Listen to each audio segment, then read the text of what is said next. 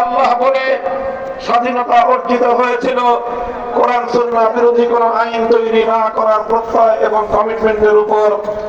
16ই December 71 সালে মুক্তিযুদ্ধে বিজয় অর্জন করার কয়েক মাসের মধ্যেই বাংলাদেশের মানুষ প্রত্যক্ষ করল দেশের প্রায় সকল জনতার সকল জনগণের ইচ্ছা এবং অভিপ্রায়কে বৃদ্ধাঙ্গুলি প্রদর্শন করে ভিন দেশি আরেকটি রাষ্ট্রের ইচ্ছা এবং প্রেসক্রিপশনের ভিত্তিতে বাংলাদেশের মানুষের উপর একটি সংবিধান চাপিয়ে দেওয়া হয়েছিল। নতুন একটি চেতনা তৈরি করা হয়েছিল, যেই চেতনার নাম হলো 72-এর চেতনা।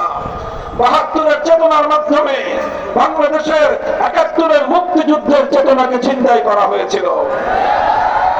আজ আবার 2024 সালের দ্বিতীয় স্বাধীনতার পর আমাদেরকে মনে রাখতে হবে, পতিত স্বৈরাচারী শক্তি এখনো কিন্তু তারা বসে নেই, ষড়যন্ত্র করছে বাংলাদেশের ছাত্র জনতার এই অভূতপূর্ব বিজয়কে আবার ছিনতাই করার জন্য।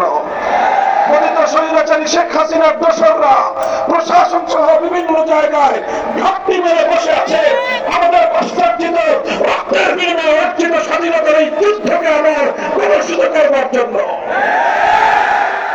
সোচ্চার থাকতে হবে। শেখ হাসিনা বিগত 50 বছর পর্যন্ত রাজনীতি করেছে প্রতিশোধ গ্রহণের রাজনীতি আর বিভাজন করার রাজনীতি। শেখ হাসিনা বাংলাদেশের মানুষের কাছ থেকে 15ই আগস্ট তার পিতার হত্যাকাণ্ডের বিচার প্রতিশোধ গ্রহণ করার ঘোষণা দিয়েই রাজনীতি শুরু করেছিল, কিন্তু তার পিতা 71 সাল থেকে 75-এর 15ই আগস্ট পর্যন্ত বাংলাদেশের 30,000 মায়ের কোল খালি করে 30,000 যুবক সন্তানকে গুম আর হত্যা করেছিল। সে কথা শেখ হাসিনা বেমালুম ভুলে গিয়েছিল। একতরফা প্রতিশোধ পরায়ণতার কারণে একটা মানসিক বৈকল্যের শিকার একজন মানুষের নাম শেখ হাসিনা। আমি বলি, আওয়ামী লীগের নেতৃবৃন্দের বিচার হওয়া উচিত শুধু এই কারণে যে এইরকম একজন মানসিক প্রতিবন্ধী সাইকো রোগীকে এত বছর ধরে এদেশের মানুষের কাঁধের উপর তারা বসিয়ে রেখেছিল। আর এই মানসিক বিকারগ্রস্ত শেখ হাসিনা অব্যাহতভাবে চেষ্টা চালিয়ে গিয়েছে বাংলাদেশকে একটি ব্যর্থ রাষ্ট্রে পরিণত করার জন্য। তার চেষ্টা ছিল, তার সাধনা ছিল বাংলাদেশের প্রধানমন্ত্রী হওয়া নয়, অন্য আরেকটি দেশের তিলকমালী মুখ্যমন্ত্রী হওয়াই ছিল তার সাধনা। সংগ্রামী সাথী ও বন্ধুগণ, তাই আজ আমাদেরকে মনে রাখতে হবে, লক্ষ লক্ষ কোটি টাকা শেখ হাসিনা পাচার করেছে। একজন বিধবা নারীর এত টাকার কোনো দরকার নেই।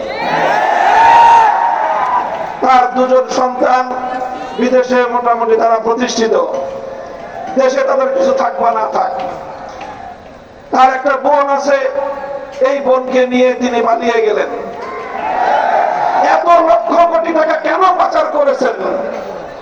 নিজেদের শুধু প্রয়োজনে নয়, তার আসল ক্ষোভ হল বাংলাদেশের মানুষের বিরুদ্ধে।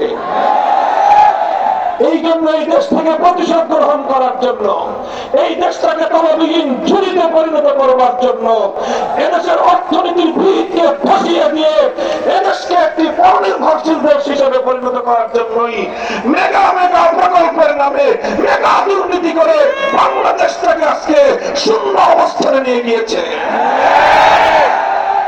কাজে আমরা পরিষ্কার ভাষায় বলতে চাই, অন্তর্বর্তীকালীন সরকার হাজার হাজার নিরপরাধ মানুষের হত্যাকাণ্ডের দায়ে শেখ হাসিনাকে যে কোনো মূল্যে ধরে এনে বাংলার মাটিতে বিচারের কাঠগড়ায় দাঁড় করাতে হবে। শেখ হাসিনা এবং তার খুনি সরকার এবং তার মন্ত্রী পরিষদের সদস্য এবং প্রশাসন থেকে যারা দলীয় অঙ্গ দাঁড়ানি করে এদেশের মানুষের বিরুদ্ধে যুদ্ধ ঘোষণা করেছিল, তাদের সকলকে যথোপযুক্ত বিচারের মাধ্যমে শাস্তি নিশ্চিত করতে হবে। পাচার করা লক্ষ লক্ষ টাকা বাংলাদেশে ফিরিয়ে এনে এদেশের মানুষের কল্যাণে ব্যয় করতে হবে। আওয়ামী লীগের আরেকটা রাজনীতি ছিল রাতের অন্ধকারে সংখ্যালঘু হিন্দু বৌদ্ধদের উপর কালনাগিনী হয়ে ছবল মারা আর দিনের আলোতে ওঝা হয়ে থাকতে আসা। এইভাবে নাটক করে করে বাংলাদেশটাকে সাম্প্রদায়িক সংঘাতের আখড়ায় পরিণত করেছিল শেখ হাসিনা। এখন আর সেই নাটকের কলা কুশীলকরা নাই। এই জন্য বাংলাদেশে সংখ্যালঘুরা এখন নিরাপদে, এখন নিশ্চিন্তে আছেন। ইনশাআল্লাহ এদেশে এখন ইসলামের জোয়ার বইছে। আগামীর বাংলাদেশ হবে ইসলামের বাংলাদেশ, আগামীর বাংলাদেশ হবে খেলাফতের বাংলাদেশ। ধর্ম বর্ণ ভিন্ন মত সবার জন্য খেলাফত।